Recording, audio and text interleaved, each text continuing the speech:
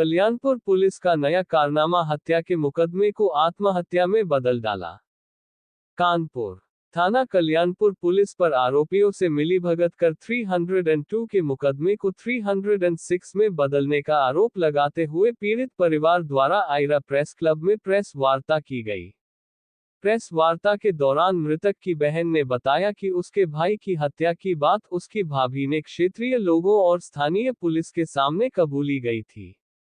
उसके बाद भी थाना प्रभारी कल्याणपुर और विश्वविद्यालय चौकी प्रभारी राजन मौर्य द्वारा आरोपी से मिलीभगत कर हत्या के मुकदमे को आत्महत्या में बदल दिया गया।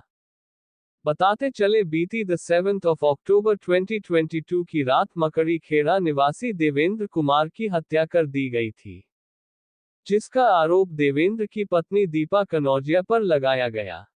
शनिवार को आयरा प्रेस क्लब में प्रेस वार्ता करते हुए मृतक के पिता ने बताया कि उनका बेटा देवेंद्र कुमार रोडवेज विभाग में कार्य करता था। प्रार्थी के पुत्र का विवाह 2011 में दीपा पुत्री महेशचंद्र निवासी खलासी लाइन ग्वालटोली से हुई थी। देवेंद्र के पिता की माने तो शादी के कुछ समय बाद ही उनकी बहू दीपा द्वारा आए दिन घर में लड़ाई झगड़ा करना शुरू कर दिया गया। बीती 7 अक्टूबर 2022 की रात्रि देवेंद्र और दीपा दोनों नीचे कमरे में सोने गए थे। इस दौरान दोनों के बीच किसी बात को लेकर लड़ाई झगड़ा शुरू हुआ और सुबह जब देवेंद्र के परिजन नीचे पहुंचे तो देखा कि उनका बेटा मृत अवस्था में जमीन पर पड़ा था। सूचना पर पहुंची पुलिस और क्षेत्रीय लोगों के सामने मृतक की पत्नी दीपा के द्वारा देवेंद्र की हत्या करने की बात भी कबूली गई थी। इन सब के बाद भी थाना कल्याणपुर पुलिस द्वारा हत्या के मुकदमे को आत्महत्या में बदल दिया गया। मृतक के पिता ने बताया कि मेडिकल रिपोर्ट में उनके बेटे की हत्या करने की बात बताई जा रही है, उसके बाद भी कल्याणपुर पुलिस ने बिना मेडिकल रिपोर्ट व जांच किए ही हत्या को आत्महत्या में बदल दिया। पीड़ित परिवार ने आरोपी और पुलिस के खिलाफ शिकायत लेकर उच्चाधिकारियों के दर पर भी गुहार लगाई, पर पीड़ित परिवार को कोई भी न्याय नहीं मिला, जिससे परेशान होकर पीड़ित परिवार के द्वारा मीडिया का दरवाजा खटखटाया गया है। हैरत की बात तो यह है कि बड़े बड़े दावे करने वाली कानपुर पुलिस आजकल बिना जांच पड़ताल किए ही आरोपियों की पैरवी में जुटी रहती है, जिसके उदाहरण आए दिन कानपुर के अलग अलग थाना क्षेत्रों में देखने को मिलता रहता है। अब देखना यह है कि इकलौते बेटे की हत्या होने के बाद दर दर की ठोकरें खाने वाले पीड़ित परिवार को उच्च अधिकारियों द्वारा क्या न्याय दिलाया जाता है।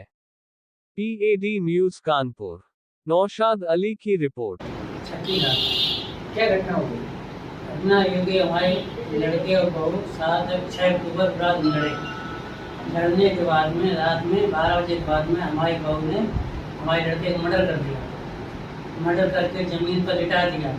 जब मैं सुबह उठकर 6 बजे आया तो मैंने देखा मेरे बच्चे की डेड बॉडी ज़मीन पड़ी हुई है और बहू बगल में बैठी हुई थी।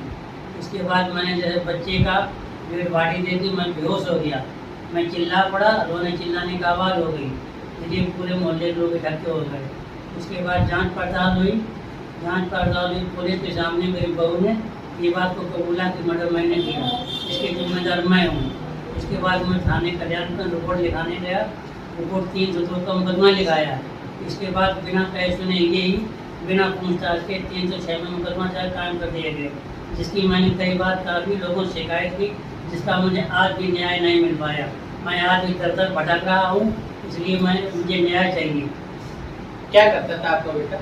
बच्चा हमारा रोडवेज में कर्मचारी, रोडवेज में कंडक्टर पद पर था, लेकिन इस समय बाबू था जो कि रोडवेज चुनने के डिपो में बैठता था। और इसके माँ बाप बहुत धमकी देते थे। इसका भाई एक पुलिस में रोहित नाम का प्रयागराज में बहुत धमकी देता था, अगर थाने आने गए तो तुम सालों सबको बंद करा देंगे, सबका मर्डर करा देंगे। और इसका बाप कहता कि पुलिस हमारी जेब में, तुम साले नाली कीड़े हो, तुम हमारा क्या कर पाओगे। इसीलिए इसने हम जानबूझ के हमारे बच्चे का मर्डर करवा दिया। आप क्या चाहते हैं? अब मैं चाहता हूँ कि मेरे बच्चे को न्याय मिले, हर सूरत में न्याय मिले, कैसे भी मिले न्याय मिले और मुझे को सजा मिले। मैं रो कहता हूँ, आप लोगों के सामने कह रहा हूँ, मेरे बच्चे का मर्डर इसी बहू मिलके किया है। बहू ने ही मर्डर किया। अगर फांसी पर लटका था तो किसी व्यक्ति ने या किसी पुलिस वाले ने, किसी मोहल्ले वाले फांसी पे उतारा क्यों नहीं?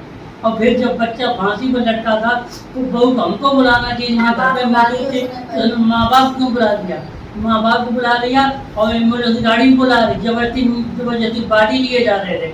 लेकिन मेरे मोहल्ले वाले अच्छे थे, सब लोग मोहल्ले वाले रोके और मेरे रिश्तेदार वगैरह आ गए, तब बाड़ी सीख हुई है, समझे।